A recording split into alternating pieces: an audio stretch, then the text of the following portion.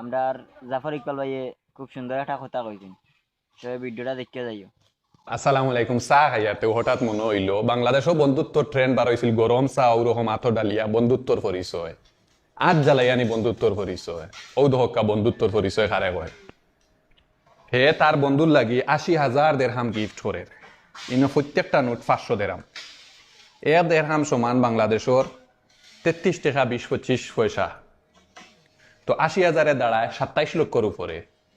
তো বন্ধুত্ব ওলা হে তার অসুস্থ বন্ধুরে দান করে, এর মানে ইলা নাই যে তার বন্ধুর চিকিৎসা টেকার অভাবে করতে পারেন না, ইলা কিচ্ছু নাই। ইদেশের চিকিৎসা ফ্রি, তার বন্ধুর জাস্ট মনটা ফ্রেশ থাকার লাগে, খুশি থাকার লাগে একটা করে। কিন্তু আমরা বাংলাদেশের কিছু বন্ধুত্ব আছে, কইব বন্ধু তোর লাগে আমি জীবন দিয়া দিমু, আজ জ্বালা ইলটা ইগুনায় বন্ধুত্বর পরিচয়।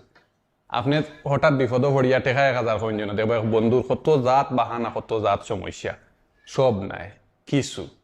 তো বন্ধুর লগে এমন ভাবে চলবায় যতটুকু সম্ভব তার ফাঁসে থাকার চেষ্টা করবে, ওটারে উপর বন্ধুত্ব। গরম চা ডালি আজ জ্বালাইয়া বন্ধুত্ব নাই। আর টেকা দিলেও যে বন্ধুত্ব ইলা নাই। বন্ধু অনেক আছে, কেউ গরিব কেউ ধনী।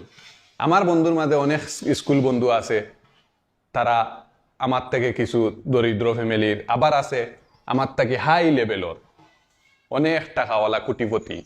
তো বন্ধুত্ব টাকা পয়সা দিও নাই, বন্ধুত্ব গরম চা ডালিয়াও নাই, বন্ধুত্ব আয় মন থাকে। তো বন্ধু এমন ভাবে গড়বায় যাতে সে সব সময় সুখে দুঃখে বিপদে আপদে ফাঁসে থাকে।